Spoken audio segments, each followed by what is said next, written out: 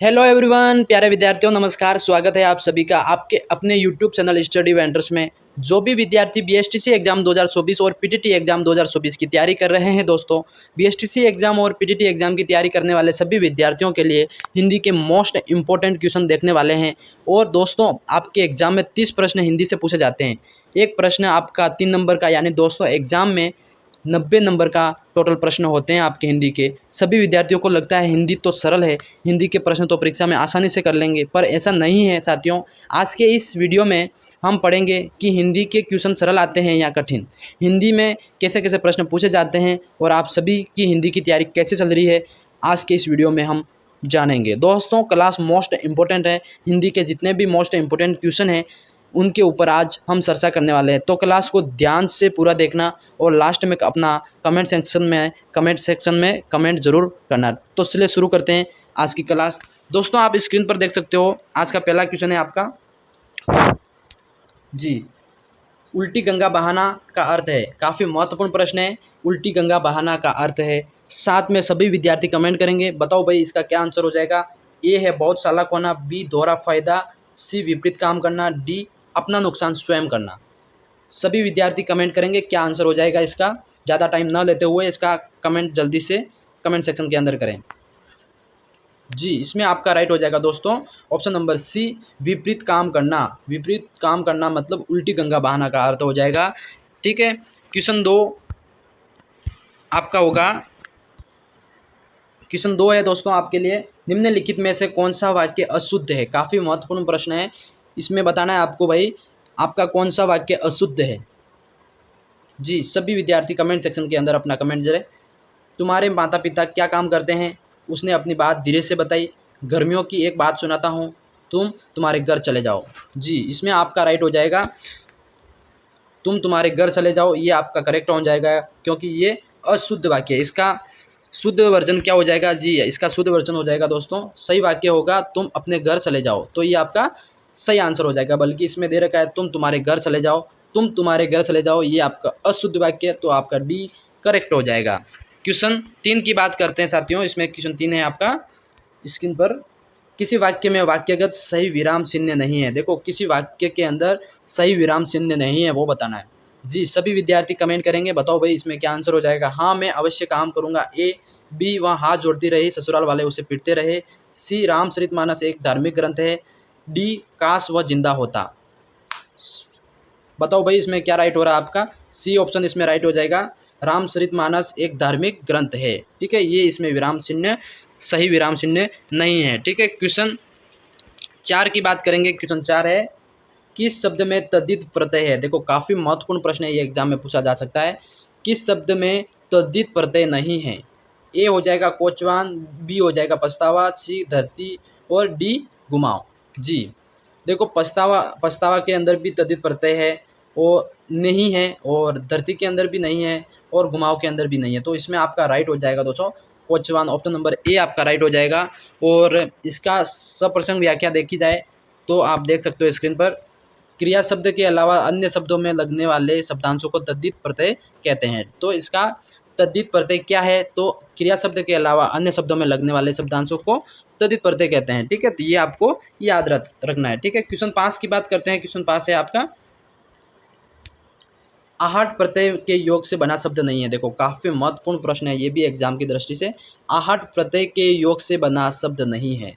जी, बताओ भाई सभी कमेंट करो कमेंट सेक्शन के अंदर, कौन सा राइट हो रहा है आपका। ए, हिचकिचाहट, रुकावट, मुस्कुराहट, गुड़गुड़ाहट, कौन सा राइट हो रहा है। सभी विद्यार्थी कमेंट करेंगे इसके अंदर। जी, इसमें आपका राइट हो रहा है, आहट प्रत्यय के योग से बना शब्द नहीं है, तो रुकावट। ठीक है, हिचकिचाहट आहट होगा, मुस्कुराहट इसमें भी आहट है, गुड़गुड़ाहट इसमें भी आहट प्रत्यय है, सिर्फ एक है दोस्तों रुकावट, इसमें आहट प्रत्यय नहीं है, तो आपका ऑप्शन नंबर बी राइट हो जाएगा। ठीक है, क्वेश्चन से की बात करेंगे। क्वेश्चन से हो गया आपका, किस क्रम में भाववाचक प्रत्यय नहीं है। देखो, काफ़ी महत्वपूर्ण प्रश्न है ये भी, किस क्रम में भाववाचक प्रत्यय नहीं है वो बताना है।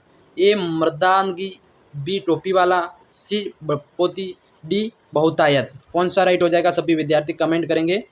जी, बताओ भाई कौन सा राइट हो रहा है आपका। जी इस दोस्तों इसमें राइट हो रहा है आपका ऑप्शन नंबर बी, टोपी वाला भाववाचक प्रत्यय नहीं है। कैसे? देखो टोपी वाला शब्द में कृतवाचक प्रत्यय का प्रयोग हुआ है, टोपी वाला शब्द में कृतवाचक प्रत्यय का प्रयोग हुआ है, तो ये आपका भाववाचक प्रत्यय नहीं है। ठीक है, तो से का राइट कौन सा हो जाएगा आपका? बी राइट हो जाएगा।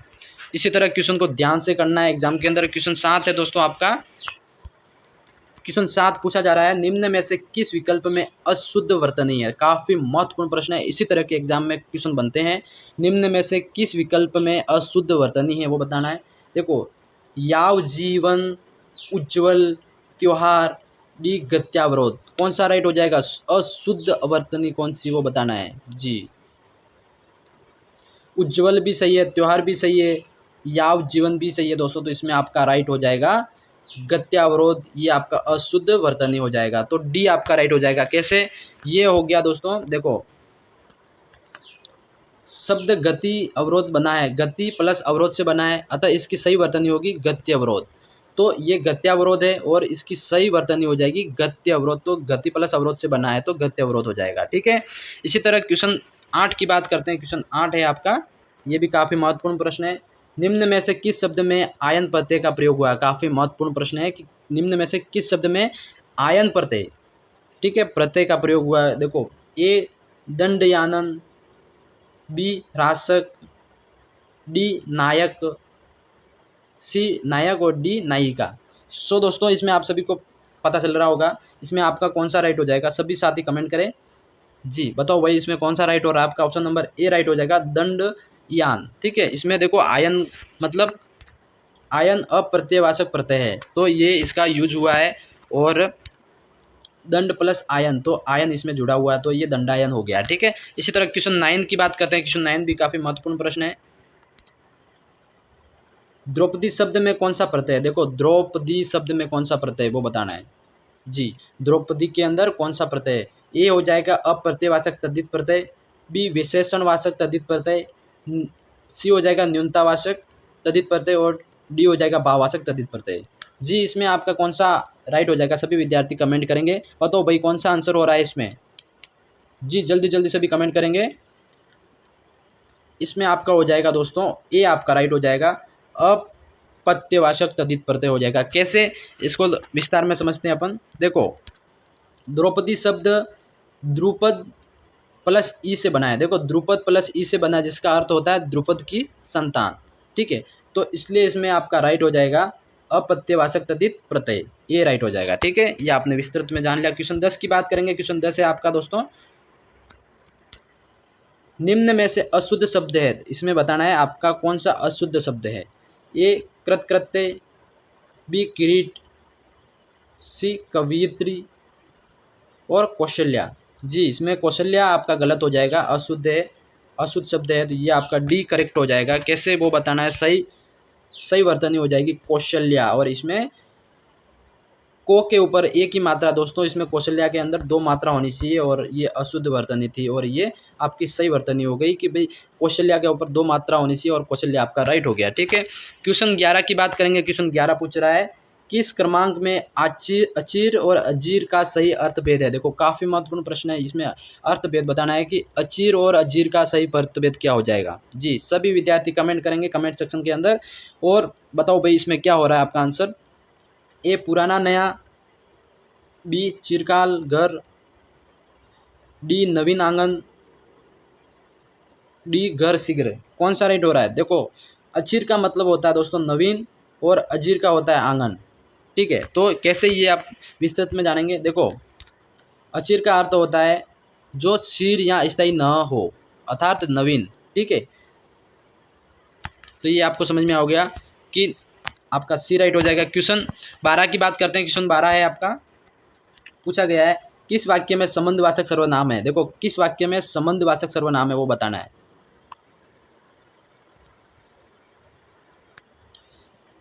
अयोध्या जाने के लिए किससे कहूँ, बी शर्मा जी का घर यह नहीं है वह है, इस घड़ी को देखा यह कितनी उपयोगी है, तेते पाव पसारिए जेती लांबी शोर।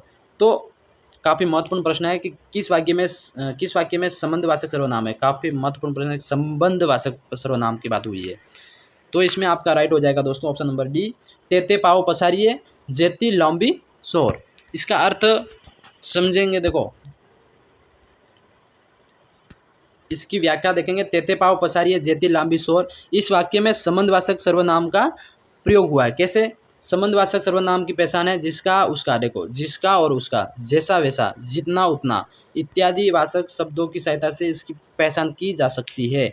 तो इसमें आप देख सकते हो ऑप्शन नंबर डी आपका राइट हो रहा है, तेते पसारिए, क्योंकि इसमें जैसा जैसा वैसा, जिसका उसका और जितना उतना, इन सभी जो संबंधवाचक सर्वनाम है इन शब्दों से पता लग जाता है। ठीक है, क्वेश्चन 13 की बात करेंगे। क्वेश्चन 13 पूछा गया है, गरीबों के निमित्त धन इकट्ठा करो में कौन सा कारक है। देखो गरीबों के निमित्त धन इकट्ठा करो में कौन सा कारक है वो बताना है जी। ए करण कारक, बी अपादान कारक, सी संप्रदान कारक, डी कर्ता कारक। जी बताओ इसमें सभी भाई क्या कमेंट हो रहा है, क्या आंसर हो रहा है आपका। देखो इसमें आपका राइट हो जाएगा सी संप्रदान कारक। ठीक है, संप्रदान कारक कैसे हो जाएगा वो बताता है। देखो गरीबों में धन निमित्त धन इकट्ठा करो, यहाँ निमित्त के लिए पद के कारण संप्रदान कारक का प्रयोग हुआ है। देखो संप्रदान के की तो के निमित्त पद के लिए ये सूचना देता है, तो इसमें आपका राइट हो जाएगा सी संप्रदान का के की। ठीक है, तो सी आपका राइट हो जाएगा। ठीक है, इसी तरह क्वेश्चन 14 की बात करेंगे। क्वेश्चन 14 काफ़ी महत्वपूर्ण है। ये पूछा गया है, आरोहण शब्द का विलोम शब्द है। देखो आरोहण शब्द का विलोम है तो क्या हो जाएगा, आरोही, बी अवरोहण, सी आवर्तन, डी अवसान। कौन सा राइट हो जाएगा आरोहण का।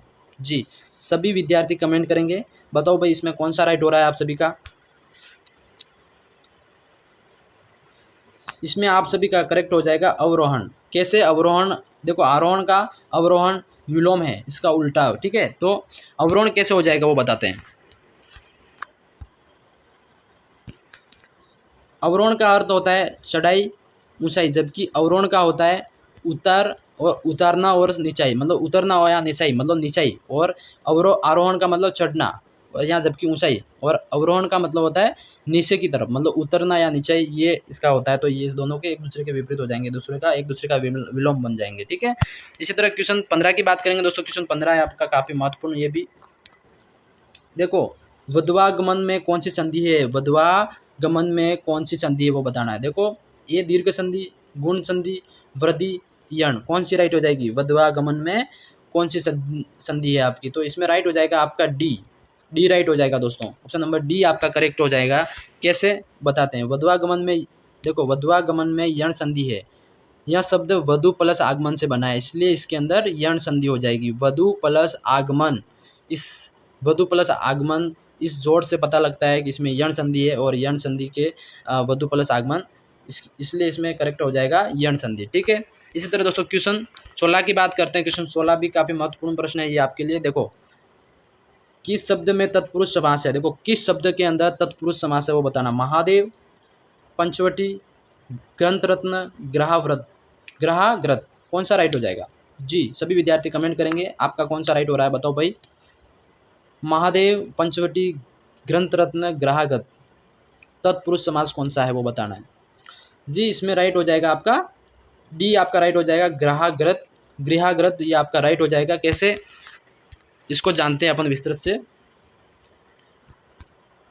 जी देख सकते हो आप, ग्रहाग्रत शब्द में तत्पुरुष समास है। देखो कैसे हुआ, ग्रहाग्रत शब्द में तत्पुरुष समास है जिसका विग्रह ग्रह को आगत होता है। देखो विग्रह ग्रह को आगत होता है। महादेव में क्रमधारय और पंचवटी में दिंगु तथा ग्रंथ रत्न में तत्पुरुष समास है।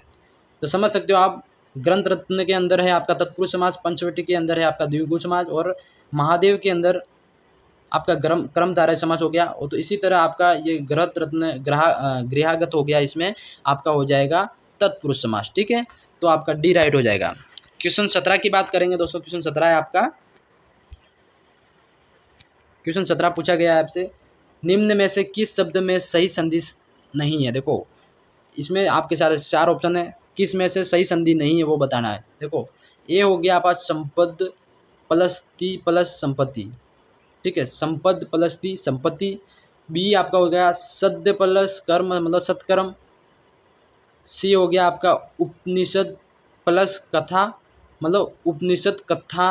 डी आपका हो गया आपद प्लस काल, मतलब आपातकाल। तो इसमें आपका ए भी राइट हो रहा है, बी राइट हो रहा है, सी आपका सही हो रहा है। तो इसमें जो संधि का जो क्रम है दोस्तों, डी आपका राइट हो जाएगा। ये आपका संधि शब्द सही नहीं है, क्योंकि आपद प्लस काल आपातकाल नहीं होता है, आपातकाल होता है। तो देख सकते हो आप स्क्रिप्ट में कि संधि, सही संधि का प्रकार होगा आपद प्लस काल। तो इसने आपद प्लस काल का आपद काल लिखा है, जबकि ये नहीं होता है, आपातकाल होता है, इमरजेंसी आपातकाल। तो आपका ऑप्शन नंबर डी राइट हो जाएगा, ये संधि युग में सही नहीं है। इसी तरह क्वेश्चन 18 की बात करते हैं। क्वेश्चन 18 आपका पूछा गया है, मनोहर में कौन सी संधि है। देखो मनोहर में कौन सी संधि है, काफ़ी महत्वपूर्ण प्रश्न है, ऐसे प्रश्न एग्जाम के अंदर देखने को मिलते हैं। मनोहर के अंदर कौन सी संधि हो जाएगी। ए हो जाएगा आपकी वृद्धि संधि, बी हो जाएगा आपकी व्यंजन संधि, और सी हो जाएगा आपका विसर्ग, और डी गुण संधि। जी सभी विद्यार्थी कमेंट करें, बताओ भाई आपका कौन सा राइट हो रहा है, मनोहर के अंदर कौन सी संधि है। सभी विद्यार्थी कमेंट के अंदर बताएं। जी सभी साथियों, इसमें आपका राइट हो जाएगा विसर्ग, विसर्ग संधि है मनोहर के अंदर। मनोहर शब्द के अंदर विसर्ग संधि है। जी कैसे हैं इसको समझते हैं, विसर्ग संधि इसके अंदर कैसे हुई, अपन इसको समझते हैं। देखो मनोहर शब्द, इस शब्द में विसर्ग संधि का प्रयोग हुआ है, अर्थात मन, देखो मन, मन प्लस मनह प्लस हर, आप देख सकते हो इसके में मनहर प्लस मनोहर हो रहा है। तो मन के पीछे दो डॉट है, मनह, तो ये अह का जो अर्थ पीछे लगता है मन प्लस नियम के अनुसार इसमें ओ में परिवर्तन हुआ है, ठीक है। तो ये आपका विसर्ग संधि हो जाएगी, क्योंकि इसमें विसर्ग संधि की पहचान ही ये है दोस्तों कि इसमें जो भी शब्द है उसके पीछे दो डॉट लगे होते हैं। इससे आपको पहचान करनी बहुत आसानी हो जाती है कि नियम के अनुसार इसमें ओ में परिवर्तन हो रहा है। जिस शब्द में मन प्लस हर है, तो इन दोनों के जुड़ने से इसमें नियम के अनुसार जो ओ में परिवर्तन हो रहा है, तो इसके अंदर समझ लेना विसर्ग संधि है, ठीक है। इसी तरह क्वेश्चन 19 की बात करेंगे। क्वेश्चन 19 है आपका, निम्नलिखित में से कौन सा शब्द द्विगु समास का उदाहरण नहीं है। काफ़ी महत्वपूर्ण प्रश्न है, ये भी पूछा गया। तिरंगा, बी कालाचा, सी सतसई, डी त्रिवेणी। जी सभी विद्यार्थी कमेंट करें, इसमें कौन सा राइट हो रहा है आप सभी का। देखो इसमें राइट हो रहा है आपका डी, त्रिवेणी के अंदर द्विगु समास का उदाहरण नहीं है। कौन सा शब्द द्विगु समास का उदाहरण नहीं है, तो द्विगु समास का उदाहरण त्रिवेणी राइट हो जाएगा, ये आपका नहीं है, ठीक है। क्वेश्चन 20 की बात करेंगे साथियों। क्वेश्चन 20 है अपना, देखो क्वेश्चन 20 पूछा है, आसमान पर चढ़ना, आसमान पर चढ़ना मुहावरे का अर्थ क्या हो जाएगा। आसमान पर चढ़ना मुहावरे का अर्थ हो जाएगा तो कौन सा, कमेंट करें सभी विद्यार्थी, बताओ भाई। इसमें गप्पे मारना, बी कठिन कार्य, सी बिना मेहनत का काम करना, डी ज़रूरत से ज़्यादा प्रशंसा या तारीफ करना। जी सभी विद्यार्थी बताएं, बताओ भाई आपका कौन सा करेक्ट हो रहा है इसके अंदर। जी दोस्तों इसमें आपका राइट हो रहा है प्रशंसा करना या ठीक तारीफ करना, ठीक है। आसमान पर चढ़ना मतलब खुद की ज़्यादा से ज़्यादा प्रशंसा करना और तारीफ करना, तो ये आपका डी राइट हो जाएगा। कैसे, या देखो आप इसको अपन विस्तार से समझते हैं। देखो सुधीर अपने बेटे को आसमान पर चढ़ा रखा है, इसलिए उसकी बात नहीं मानता। तो ऐसे कह सकते हैं कि सुधीर ने अपने बेटे को आसमान पर चढ़ा रखा है, मतलब ज़रूरत से ज़्यादा प्रशंसा करता है या तारीफ करता है, जिससे कि बेटा आसमान पर चढ़ गया है। मतलब कि मुहावरे में एकदम फिट होता है कि आसमान